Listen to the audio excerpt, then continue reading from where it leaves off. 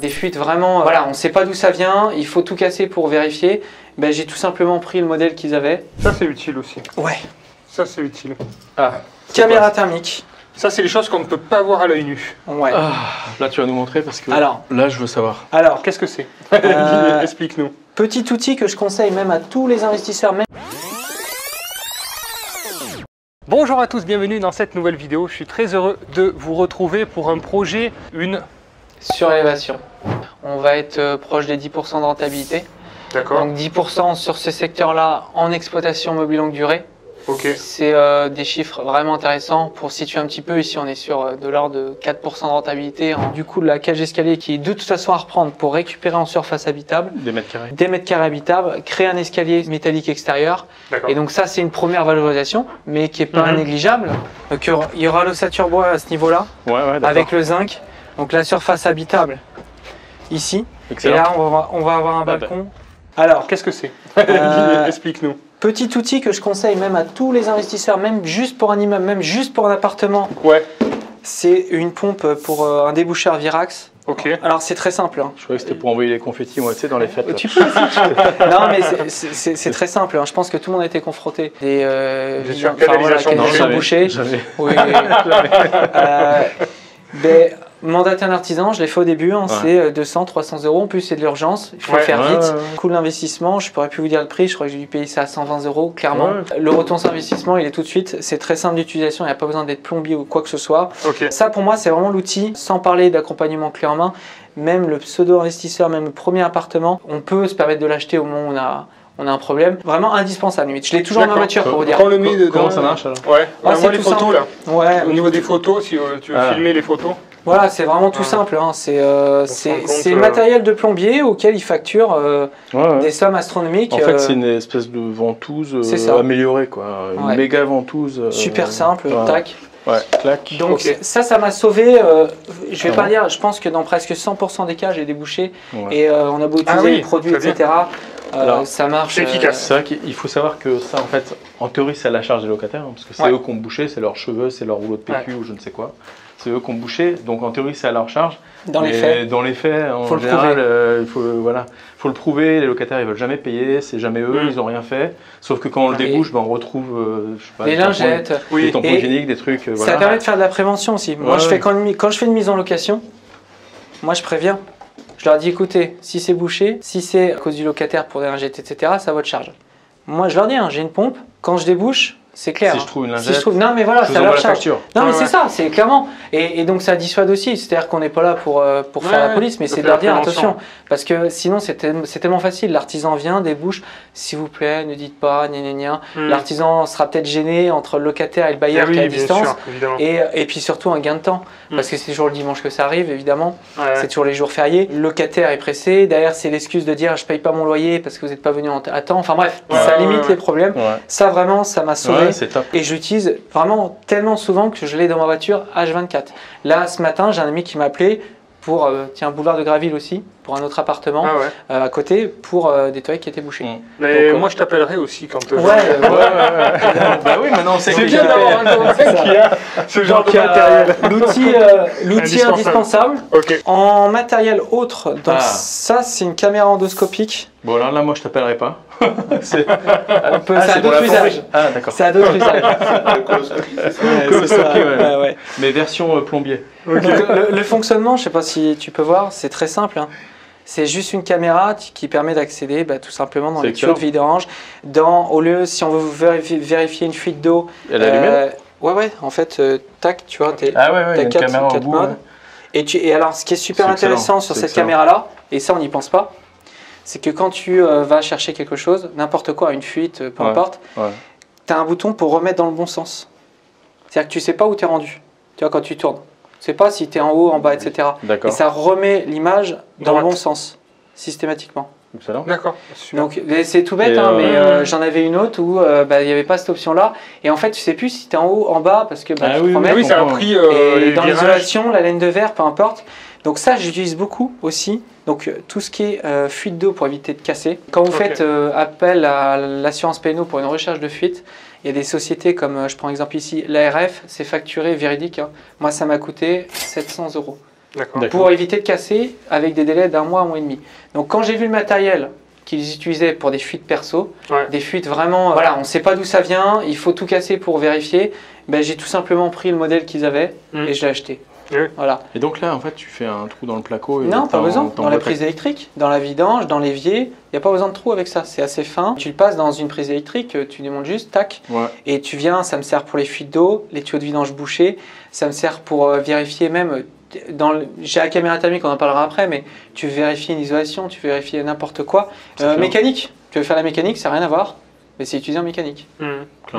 C'est étanche. Donc tu peux l'utiliser pour tout n'importe quoi. Je l'ai utilisé pour retrouver des clés dans une bouche d'égout. C'est tout bête, hein. Mais voilà. Donc ça c'est un outil, alors on est d'accord, c'est un petit investissement. Je le prends vraiment comme un investissement. C'est-à-dire que tout ce que j'ai ici... Rien qu'en une fuite, pour éviter de casser 3, 4, 5 murs de placo, aller chercher partout, t'es remboursé en fait. Il n'y a pas des histoires de longueur de câble aussi? Si, tu peux rajouter jusqu'à une extension, 9 mètres, quelque chose. Donc c'est énorme. Moi en fait je m'étais dit que j'allais prendre l'extension, j'en ai pas eu besoin jusqu'à aujourd'hui. Mais voilà, tu peux rajouter, c'est étanche. Donc, et en plus la qualité d'image, mais là on se rend pas trop compte. Mais dans une vidange c'est impressionnant, c'est vraiment avec les LED qu'on règle au niveau intensité, vraiment c'est top. Ouais, sympa. Elle est de bonne qualité en plus celle-là. J'ai utilisé pour des rats aussi. D'accord. J'avais des rats dans une cloison, je voulais pas mettre de mort aux rats pour éviter qu'ils... Je croyais que tu allais nous dire je voulais faire une vidéo de rats. Non mais voilà, retour d'expérience aussi, j'ai déjà eu un rat qui est mort dans une cloison avec du après ça sent mauvais. 6 mois on a tout cassé. On a tout cassé, donc ça c'est vraiment l'outil, aujourd'hui je m'en sépare pas. Ouais, ça permet de localiser où est le rat mort et après tu casses juste à l'endroit où il y a le rat. L'entrée, par où il passe, des choses comme ça. Donc levé de doute, on va dire. Levé de doute. Hyper intéressant. Professionnel. Et ensuite... Ça c'est utile aussi. Ouais. Ça c'est utile. Caméra thermique. Ça c'est des choses qu'on ne peut pas voir à l'œil nu. Ouais. Là tu vas nous montrer parce que là je veux savoir. Non, tu pourras pas là. Parce que là il fait chaud. Ouais, voilà, il fait chaud. Mais concrètement, la caméra thermique, je l'utilise pourquoi? Quand même. Ouais. Ça va pas donner grand chose ici, ça sert à rien. Mais en fait, on va avoir tous les points chauds et tous les points les plus froids. Donc là on en était, c'est pas hyper optimal, mais ça va nous servir pour plein de choses.